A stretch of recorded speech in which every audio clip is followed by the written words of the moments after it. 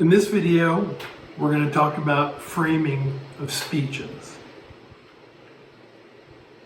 Giving powerful, accurate, and attention-grabbing speeches is an important skill, not only for the model United Nations. It'll come in handy in future academic and professional pursuits. But like most skills, it requires practice. Now, there are strategies that you can learn to give better speeches on a consistent basis, but they don't come easily and they don't come naturally. Again, I'm going to say this over and over again. The only way to develop this skill is to practice. One of the most important skills that you can learn is how to frame speeches. Once you master this skill, once you understand the principles behind it, your impromptu speeches will start to sound as if they were planned out ahead of time. And I want you to think about this.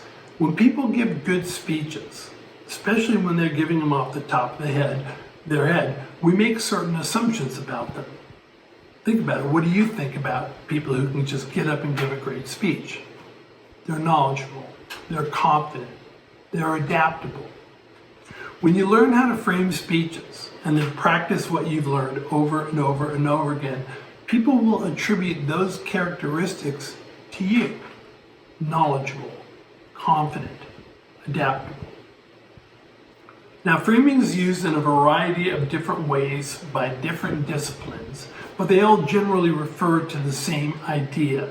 They all generally refer to the organizational structure of a speech.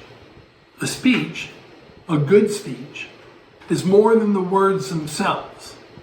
It's how you frame or organize those words that give them their maximum impact. And if you do it poorly, minimal impact. Speeches can be framed. My wife is in the background screaming. She's painting the bathroom.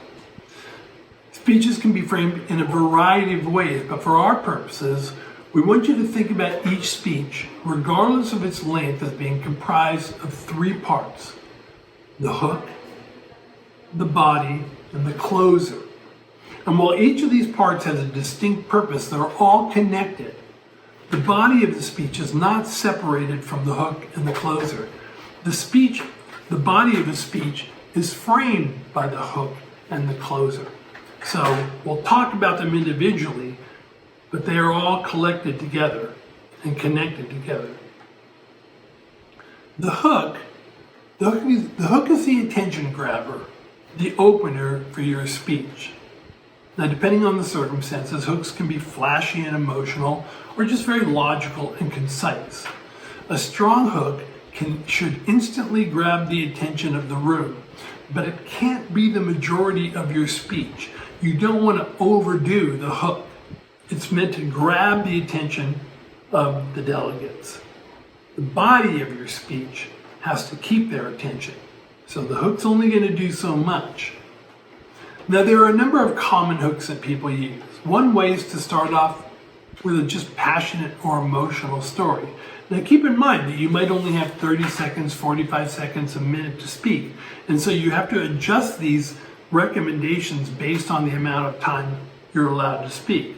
But if you do have a little time, if you have a minute, if you're in a committee that's dealing with poverty, you can begin with a brief story in which you refer to a child by name and the conditions that she's living in. Describe her plight. Describe her impending death. Describe the words of a doctor or a mom who was holding her on her lap when she passed away. Tell that story, and you'll be able to grab the attention of the delegates. Sometimes you can start off with just a startling fact, something that when you were doing your research, you found something that surprised you, and perhaps it'll surprise your committee as well. There are also nonverbal hooks. One of the most underappreciated nonverbal hooks is silence. My producer was busy playing his video games, and when that pause happened, I waited till he looked up.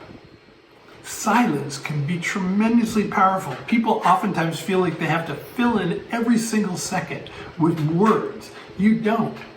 Sometimes if you get up in front of a room, you stand there for a sec, delegates who are writing notes will be looking down, they'll look up like, what the hell's going on? They may be thinking, is that person going to choke or what? They'll look up.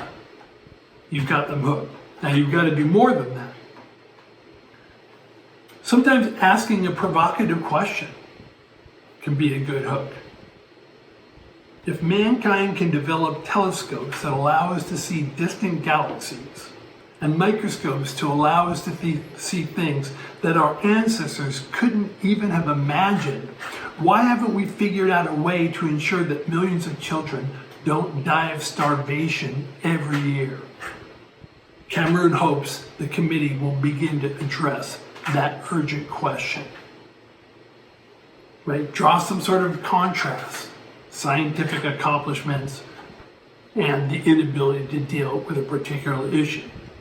A firm statement can also be a good hook. Saying something that's disagreeable, expressing a seemingly unpopular view, not just to piss people off, but to express an unpopular view and then turn it around. Or saying something that delegates are going to generally agree with, but then say but, and then add something to it, some nuance to it that challenges them. The whole point of a hook is to get their attention. And you can do this in a variety of ways. Explore some of the ones that I just mentioned in the video. But that can't be the entirety of your speech. That won't be the entirety of your speech. The body is the most important part. If you caught them with your hook, now you got to keep them.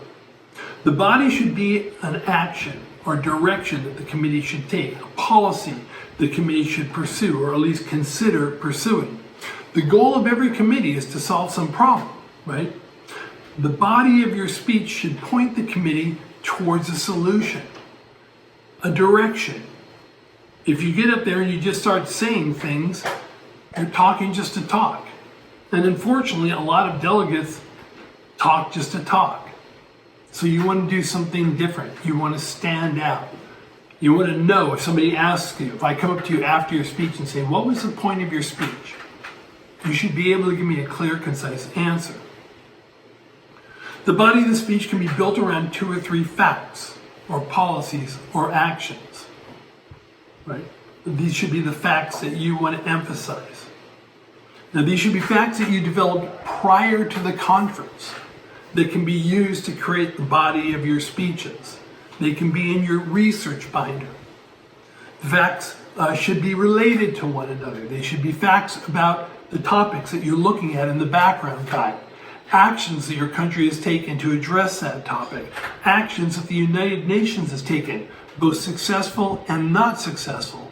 Policies that your country has pursued in the past, both successful and not successful, and what you've learned. Policies your country is going to pursue, but be strategic in the way that you release information. You don't want to tell people what your plans are too early. Or facts that enforce and highlight the importance of the policies under consideration by the committee. When a delegate gives a speech, they should have 2 or 3 bullet points that they want to address. What some people do is they'll walk up to the front of the room, they'll hold up the placard, and in back of the placard, they're holding a small piece of paper that has the bullet points on it. Sometimes people will just bring the bullet points. You don't need to address all of the bullet points. It is way better to address 2 points very thoroughly and clearly than to rush through all 3 bullet points. You can use the other bullet points later in other speeches, during moderated caucuses, during unmoderated caucuses. They're not going to go to waste. And then you have your closer. The closers are supposed to be neat and ideally impactful endings to your speech. When the warning knock is given by the chair, delegates should stop delivering the body of their speech and move into the closing. Now don't be abrupt about it. Quickly finish your thought that you were discussing and then move on to the closer. Right? The key is to avoid looking panic. You don't want it to be that when you hear the chair give the warning knock that you freak out. You don't want to give the impression that you've lost track of time, especially if you've lost track of time. Not every hook or closer needs to be extravagant or earth-moving. It's more important that you just have a closer. That said, when you can deliver a really earth-shattering, moving, emotional hook and closure that are connected, it can be extremely effective because most delegates don't do that. So thinking about the original the original opening, if you end by saying, telescopes and microscopes are important, delegates. They allow us to see things that we cannot see with the naked eye. But delegates, we don't need scientific instruments to see starving children. We just need the will to do something about it. If you can connect them, you're golden. That's great. And whenever you can do these, go for it. Now, there are some reliable closers that you can always do. You don't have to think up a bunch of amazing emotional closers to get this done. Encourage delegates to join your group. In closing, for delegates who are interested in discussing this further, our group is in the front right-hand side of the room. Please come and speak with us. Invite the committee to further discuss a topic. Cameroon looks forward to discussing this issue more fully in the upcoming caucuses. Thank delegates who've been working with you. Implore the committee to take action. Make a firm statement or declaration. Framing is an invaluable speaking strategy, and it's invaluable when delegates need to come up with a large number of impromptu speeches, such as for a specialized body or a crisis committee. In a framed speech, the three parts will serve as time and content roadmap when improvising speeches. If you can think of two of the three parts, it becomes easier to think up the third.